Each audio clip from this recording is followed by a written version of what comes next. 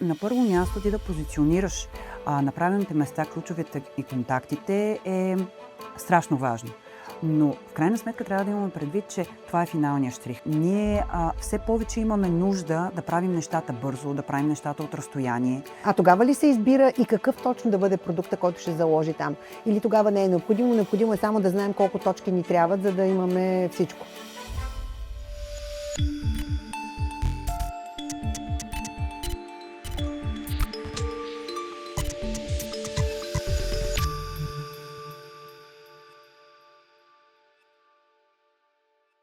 Юле, здрасти! Здравей, много ми е Много приятно. се радвам и аз, че прие нашата покана да бъдеш представителя на Легрант в нашето предаване. Познаваме се от много малко, но ти все пак си била в нашия форум Building Style с Танчето, която...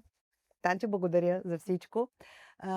И за това, но не всички те познават, разбира се, не всички знаят повече неща за теб. Може ли като начало да ни кажеш от колко време работиш за Легрант? Отскоро съм в компанията, 7 месеца. Разкажи ни повече за Легрант. Откъде идва тая марка? Легрант е френска компания с над 160 години история, но това, което може би е много интересно да разкажа, е, че всичко тръгва някога от една работилница за порцелан. Я.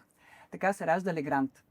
В последствие еволюира до това, което виждаме в ден днешен, един от световните лидери на пазара, Да. и с присъствие в над 90 държави. А как в работилничката? Какво се случва там? Имаш ли история? Тоест, знае ли се тази история? Ами реално, чрез тази работилничка за порцелан... Какво измислят там? Ами там измислят първите електрически изолатори, които са били от порцелан. И вече в последствие в годините това еволюира към семейна компания ли е или не? Ами, това е семейна компания. Тоест, така, или поне така стартира. Така стартира като семейна компания.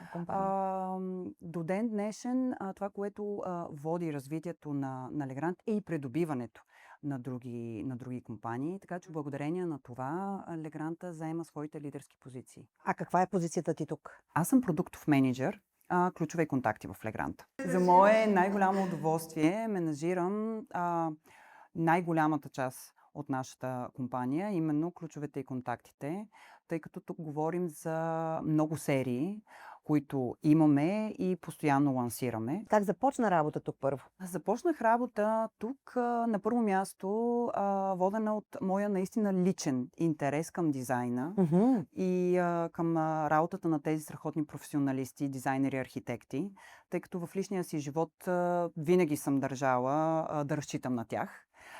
И бидейки в тези процеси ми е било страшно интересно. Ма правила ли си свой апартамент собствено, с дизайнер? Нещо? Разбира се, и задължително и само с дизайнери, защото това е много важно. Много важно за мен, от към планиране, от към воденето на процесите и разбира се, от към това да съм спокойна, че всичко ще е наред. Много хубаво, че го казваш, защото тук аз се боря така от доста време с това да успея някак си да убедя хората, че може да е много малко по-скъпо, чисто финансово, но наистина спестява много процеси, в които хората, които започват ремонти на апартаментите си, още не знаят, че това ще се случи.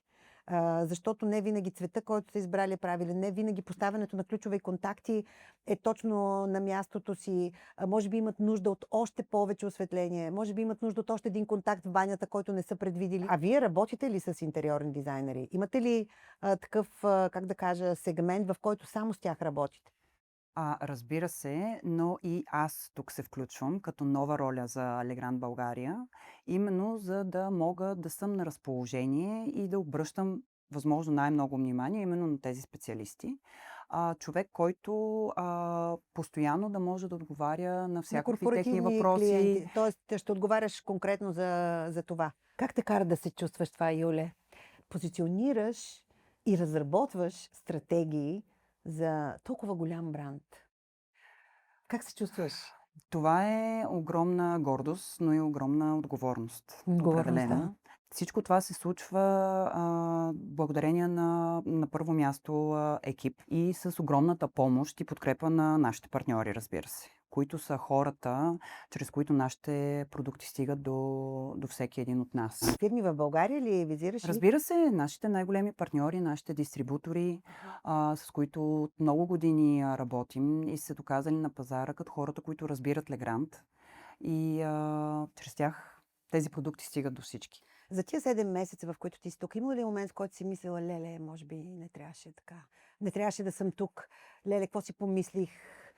Мога ли да се справя с това? В нито един момент не съм съжалила, но разбира се, притеснението това да влезеш в нещо съвсем ново, в нещо, което не познаваш, нещо, което трябва да научиш.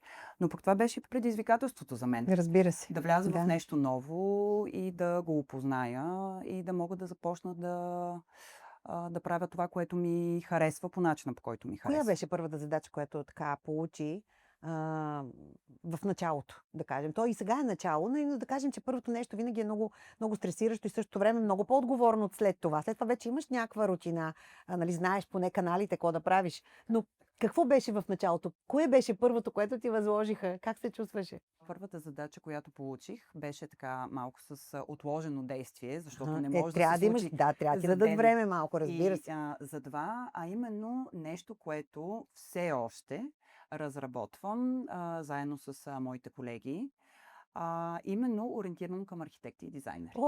Нещо, което досега е липсвало. Добре дошла. Благодаря. Нещо, което до сега е липсвало, но смятам, че ще е финалния штрих на това ние да покажем колко много държим на пряката работа именно с тези специалисти и съответно да покажем нашето внимание към тези хора. Какво трябва да се прави, когато се започва стратегия за позициониране на продукт? Към кого? Как? Защо избираш тази публика? Какво се случва? Откъде тръгваш? Можеш ли да ни разкажеш малко за този процес? Защото хората от страни нали, гледат и може би не всеки се замисля толкова дълбоко. Ключови контакти, какво пък толкова? Нали, ясно, че се купят, не може, няма как без това, но защо толкова много внимание се обръща на това? Разкажи ни. Такава голяма корпорация има страшно много екипи, които работят от нулата за това да се създаде един продукт. Тоест, както стратегически, така в последствие и маркетингово и във всички насоки. На първо място, със сигурност се гледа каква е нуждата. И това, тези наши продукти да бъдат наистина полезни. Тоест, в момента, в който ние създадем един продукт, той наистина да бъде това, което очаква аудиторията. Тук може да се каже, че нещата се разпределят в две направления. Всички са много напреднали във всички технологии. Времето толкова бързо върви напоследък, че... Така че получава се именно тази симбиоза. И продукта да е търсен, и продукт, който ние създаваме, да е това, което аудиторията очаква. А какво е първото нещо, което да правиш? Когато има нов продукт, да кажем, вече тук, той е тук на българския пазар и вие трябва да го разработите. Какво правиш? На първо място отделяме внимание на нашите партньори, с които се и съветваме. Защото това са наши много важни, не мога да кажа помощници, просто това са хората, с които ние сме рамо до рамо и трябва да определим какво и как да се случи. Така че на първо място са те, с тях комуникираме близко. И на корпоративно ниво имаме неща, които трябва да бъдат съобщени, страшно много материали, които са подготвени от професионални екипи. Имаш предвид реклама. Тоест нещо, което да опише продукта. Точно така. И каталожни материали, и снимкови материали, чудесни видеа, с които ние да покажем този продукт. Това, на което да наблегнем. Много често нашите продукти взимат награди за дизайн. Всичко, на което трябва да наблегнем. И тези продукти започват да се имплементират в България. Това има и един технически процес, разбира се, зад който седи целият екип на Легрант България, защото няма как той да дойде готов за нас. Всичко минава през нашите ръце. Има ли време, в което на всеки 2 години или всяка година или на 3 години се позиционира нов продукт, който има такива и такива качества? Има ли някаква такава последователност? Последователност на лансирането на продуктите със сигурност има и те се случват във всички направления. Но това, което мога да кажа аз за направлението, за което отговарям, е, че със сигурност Легрант се стреми да изкарва възможно най-често, според необходимостта. В какъв период горе-долу Легрант изкарва продукт? Примерно тази година предстоят Кажи за тази много година. интересни неща. Благодаря ти. Кажи за тази година. Много интересни неща. Въвеждането на първо място на една прекрасна серия в България. Ще я представите ли на форума? Ще я видим ли на щанд? Разбира се. Добре. На форума Да, всичко ще се представи. Добре, ще си Всичко, кажете всичко ще си покажем. Няма да се отървете от нас.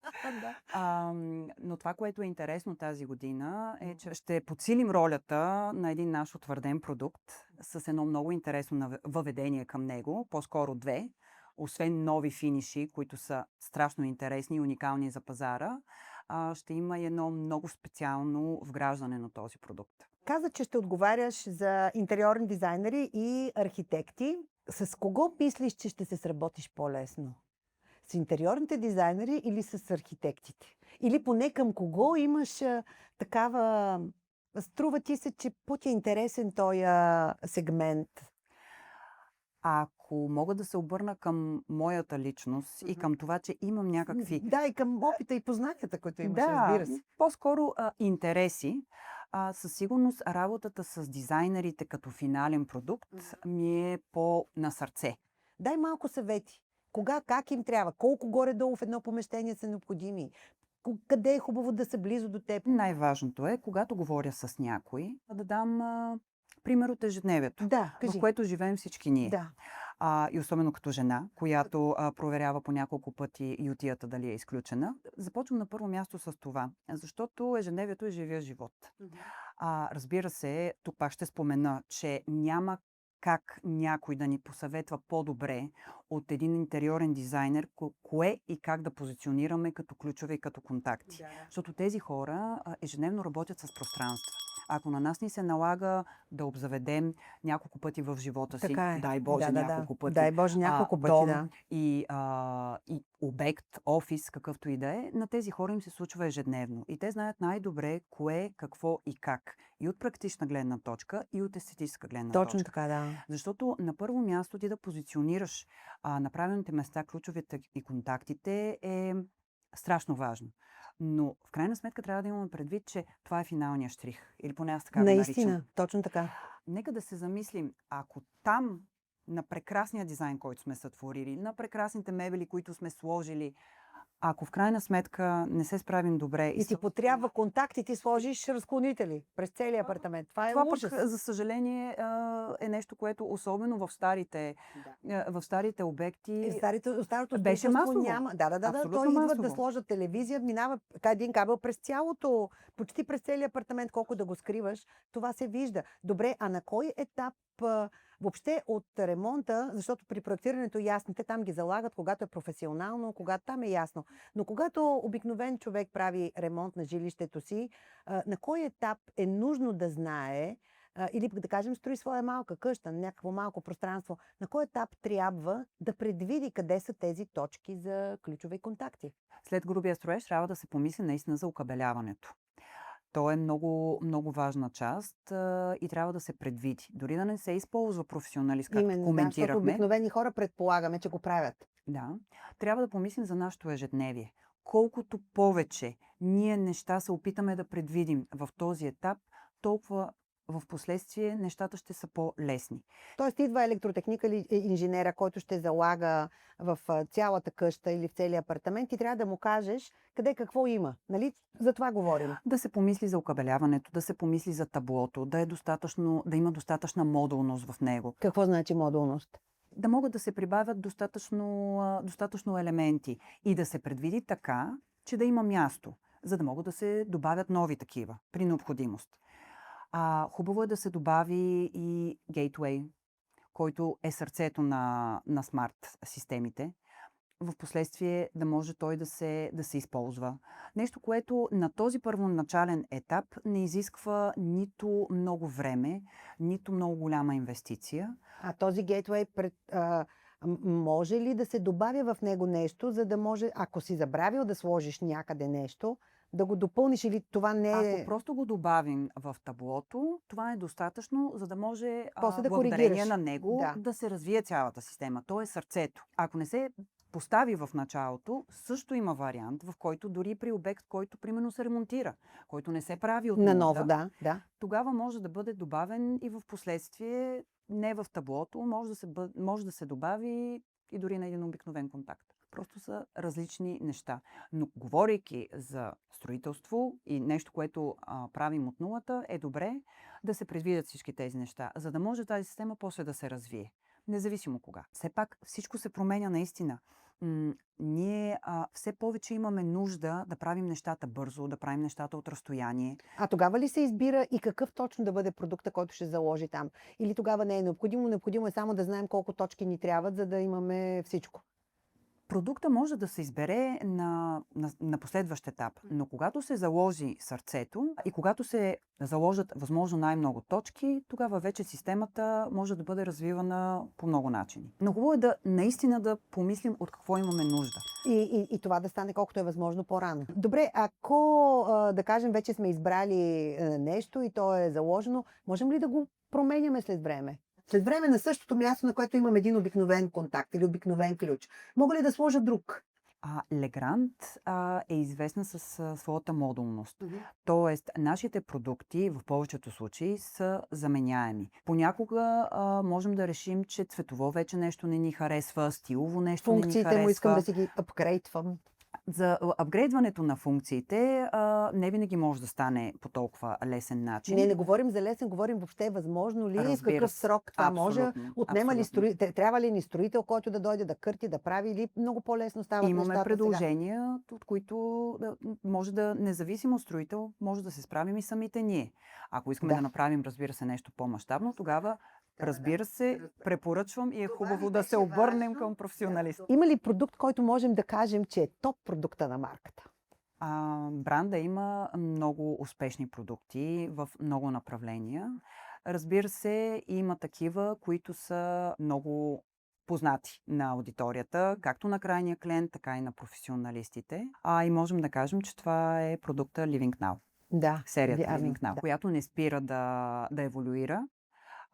Не спира да се развива и именно тази година ще представим поредното допълнение към нея, както и много интересни, тотално нови неща за серията. Към същата серия. Точно така. Не просто някакви добавени цветове или материали, ами нещо много по-различно. Юля, какво те прави щастлива? Виждам, че дори да си от малко време, тук ти говориш много любов въобще за тази ти работа, за нещата, които така опознаваш всеки ден, за начина, по който се правят стратегии. Какво те прави щастлива? На първо място ме прави щастлива добре свършената работа. Но за мен е удоволствие да работя и да научавам за умните неща. Имаш предвид за смарт технологиите? И смарт технологиите, и като цяло всички наши продукти. За тях стои един много умен процес. Наистина. По тяхното създаване. И за мен това е огромно удоволствие. Не само да се докосна до един такъв огромен бранд. Всички процеси, които стоят за всеки един продукт, са страшно интересни. Твоята позиция не предполага търговска дейност или въобще, каквито да било селс разговори, ти имаш съвсем друга позиция. Но да си представим, че имаме такава възможност. И се изисква от теб, независимо по какви причини, да се срещнеш с компания или с хора, които трябва да купят. Така се случва. Твоя колега го няма, който работи това. Какво е първото нещо, с което ще започнеш, така че наистина да се случи сделка? Как ще представиш продуктите? Със сигурност на първо място ще се обърна към нуждите на клиента. Да. А след като разбера за тях, съм сигурна, че бранд като Legrand може да отговори на всички такива. Така че ще се постарая. Имаш гръб, имаш сериозен гръб. Да им препоръчам най-подходящото. Разбира се, то зависи от много неща. Какъв е обекта, какво харесва клиента. Със сигурност бих могла да съм полезна и да посъветвам, да спомена нещо, което е иновативно, което може и дори все още да не е на пазара, нещо, което ще очакваме. Да. Когато има тръпка в една сделка, винаги е много хубаво. Винаги е много хубаво. А като жена, имаш ли някакви малки тайни, които, да кажем, използваш, когато си на работа? Нали? За работа говорим, иначе всички имаме. Но когато при разговорите с твоите колежки, колеги, партньори, сега като окажеш, вече няма да е тайна. Да. Ама все пак. Добре, ще кажа нещо мъничко. Нещо мъничко. Не съм от тези дами, които най-добре се справят с женските трикове. Факт. Признавам си. Не ги умея много. Именно защото винаги се опитвам да вляза в обувките на отсрещната страна. Опитвам се наистина да го прилагам във всяка една стъпка. На комуникацията и на професионално ниво, и на лично. Кой е твоя сезон? Лятото. Как предпочиташ да си почиваш? Активно. Ако можеш ли да се върнеш във времето, в коя година би искала да отидеш? 2004. Защо? Предполагам, че се досещаш, че веднага ще те питам защо. Защото тогава започна моят професионален живот и аз се срещнах с страхотни хора, бях на точното място, в точното време и никога не бих съжалила да се върна отново там, защото това ме е изградило като човек. Нещо, което те зарежда. Децата ми. Любима дестинация? Испания. Еха! А кое те прави щастлива в семейния ти живот? На първо място здравето. И на второ място това да имаме повече време заедно и да се разбираме. А какво може да те ядоса? Несъобразителност и липса на ред. В чантата си винаги имам червил. Доверието за мен е основен фактор за изграждане на всякакъв вид отношения. Юле, много ти благодаря. Юле, какво ще ни покажеш тук?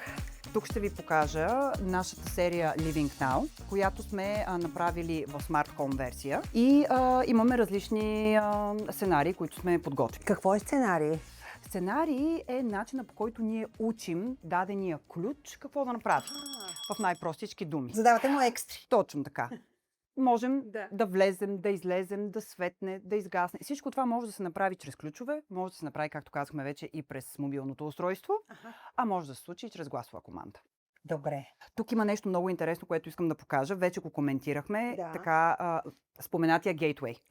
Дай го този гейтвей. Този гейтвей, показвам тук, е устройството, което, ако не сме предвидели в началната фаза, както ни се иска, но не винаги се случва, в таблото, можем чрез този гейтвей, който да вържем за един най-обикновен контакт, да свържем чрез Wi-Fi ключовете, които желаем. И това е хубавото на тази Witnet Atmos система, че тя може да се случи и при ремонт, без нужда от къртене, от някакви по-сериозни движения, разходи, време. Да, разбрахте. И тя може да се надгражда. А има ли цветове? Виждам, че тук е сиво и черно. Има ли някаква гама? Има ли въобще? В Gateway гамата е по-ограничена. Има в основните цветове, но на фона на голямото разнообразие от рамки, които за тази линия към момента са 16 броя, можем да си направим визия, която да бъде по всякакъв начин комбинирана с... И съвместима с дизайна. Цветове на Gateway. Точно така. Както виждаш, тя седи като едно бижу. Добре, представяме, че ти водиш презентация. Трябва по някакъв начин да ангажираш вниманието на цялата аудитория. Интериорни дизайнери, строители, архитекти.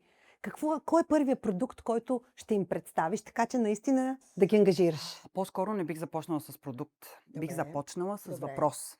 Въпрос за ежедневието. Какво ви липсва? С какво сте се сблъсквали? Имате ли казус, който можем да разрешим? Мога ли да съм полезна? Да. И оттам често го правя в презентации в обучение, признавам си. И така разговорът става истински, органичен и разрешаваме казуси, което е много хубаво. Тоест презентацията би била разрешаване на казуси, което би било по-полезно. Трябва да е полезно. Да, съгласна съм напълно. Така че започвам винаги с това, защото смятам, че това е интересното и по този начин вече разговора поема своята естествена посока. Юле, в края на нашия разговор ние винаги имаме един въпрос, който се оказва най-важният въпрос. Той е от Дени. Така че сега ще поканим при нас Дени да ти зададе въпроса на въпросите. Okay. Но да видим какво ще ти се падне все пак. Дано се справя. Дано. Здравейте. Дени, заповядай. Сега, дали ще ти се падне въпрос или виц, ти решаваш. Изненада! какво ще избираш И виц или според въпрос? нашите карти. Така че, ти си. Добре. Отговори на въпрос. въпроса. Добре, хайде. Добре. Наистина, защото аз искам вицове, ма и миналия път беше въпрос. Да. Но хубаво де. Добре. Имаме следния въпрос днес. За теб специално. Колко рождени дни има според теб един средностатистически българин? Изключително много се надявам да има поне 70. Дай Боже! Дай Боже, всеки му. Иво се смее даже. Това беше виц. Да, Изтеглих отговори на въпроса. Да, не позна. Нали ви казах, че съм Този позитивен път човек? печелим, ма нищо искаме ние пък да спечелим. Добре, Сега хайде. другите са Не е нагласено, спечелили. не е уговорено. Не искаме ние да спечелим. Искам от другия път имаш и награди. Добре. Виж как Сладки спечелихме. изкушения. Сладки Окей. изкушения. Добре. Да, истината е, че всеки от нас има един рожден ден. А дай Боже, О, да, не дай 70, Боже. а поне 100 пъти Да го Но всъщност е един. Хубаво е. Да. Готино е. Юле, много ти благодаря. Много ви благодаря. И за това, че влезе в нашия разговор, в нашето предаване, във всичко и в нашия тон на смях и шегич. Бъди жива и здрава и все така хубави неща да се случват около Благодаря. тебе. Благодаря. Беше страхотно Благодаря. удоволствие. Благодаря. Мерси много. Благодаря и аз.